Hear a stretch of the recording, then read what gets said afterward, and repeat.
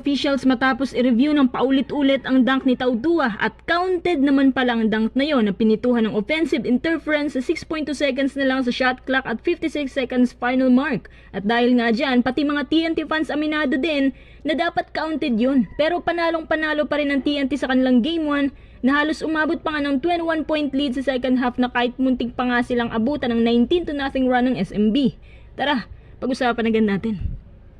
Mabilis ang transitions ng TNT at maganda ang mga setups ng kanilang plays na kung saan binigyan nga dito ng pansin ang exposure ni Brandon Ganuelos-Rosser at sa nakikita ko parang mas lumalaki pa ngayon ang improvement niya since nung binabad siya sa semis ni Coach Chot. Kung big man lang naman ang pag-uusapan, matibay pa rin si Kelly Williams. At nang dahil kay Kelly at BGR, lubang nahirapan si Abay na kunin ang rebounds. Dumagdag din sa hype ang pagbabalik ng mga mapangahas na handling na si Brian Heruel and of course ang pinakahinihintay ni Coach Chot na si RR Pugoy. Hanggang sa uminit pang lalo sa second half ang mga wing at shooters ng TNT gaya ni Jordan Heading at RR Pugoy. At dahil nga sa kanilang shooting prowess at semi-fast-paced style, naiwanan ng malaki ang SMB ng hanggang 23 points kung di ako nagkakamali.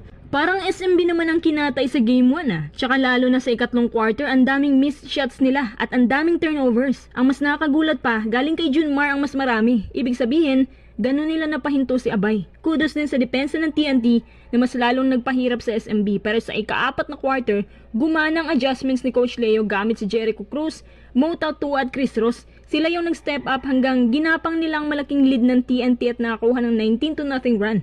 Hindi sumuko ang SMB pero ayaw ring tumigil ng magandang shooting ng TNT kahit sa ika-4 na quarter. 7 minutes na lang natira, doon na nakuha ng SMB ang kanilang momentum hanggang sa nakakuha ng tiyempo si Mo na dumakdak pero kapansin-pansin na late call yung tinawag na not counted yung dunk ni Tautua. Offensive interference daw. Imbes na 1 point lead pa sana ng SMB yon pero dahil sa tawag na yon at wala ng oras kaya natalo ang SMB up by 3 points na lang. Alam nyo ba na kahit mga TNT fans hindi sangayon sa tawag na yun ng ref? Naku naman. Pero ang masasabi ko din dito sa SMB, sa tinatakbo pa lang ng laban, alam mo na matatalo talaga sila.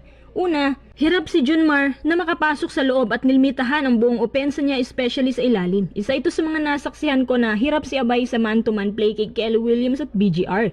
Kaya ang SMB hirap ding makakuha ng rebounds. Kaya pala nasabi ng mga analyst na sa SMB, tanging si Junmar ang makakapagdikta ng laro dahil sa role na ginagampanan niya. Pangalawa, maalat ang SMB ngayon. Mababa ang kanilang scoring output sa first half lalo na sa second quarter at naging maalat sila dahil sa depensa nga ng TNT.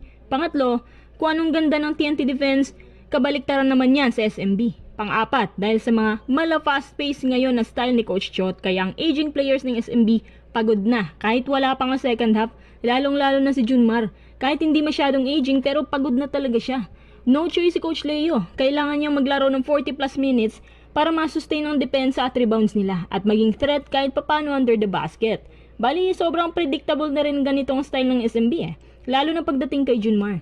Kaya ang pinakaunang pinag-aralan ng TNT kung paano siya pagurin at ipag-workout ng sobra. At yung referee naman na pumito dun sa late call ng dunk ni Tautua, mukhang mapaparusahan na naman dahil sa maling tawag nito. So itong case na to parang nangyari na rin kay Russell Westbrook pero later on sinat as counted pala. Pero sa atin kailangan pang i-review ng 100 times bago tuluyan gawing counted. Deserve ng TNT ang panalo nila dahil pinag-aralan nila ng maigi ang SMB sa bawat sulok bago ang finals. Basang-basa mo yan na aral talaga nilang SMB. Sa Game 2 ngayon,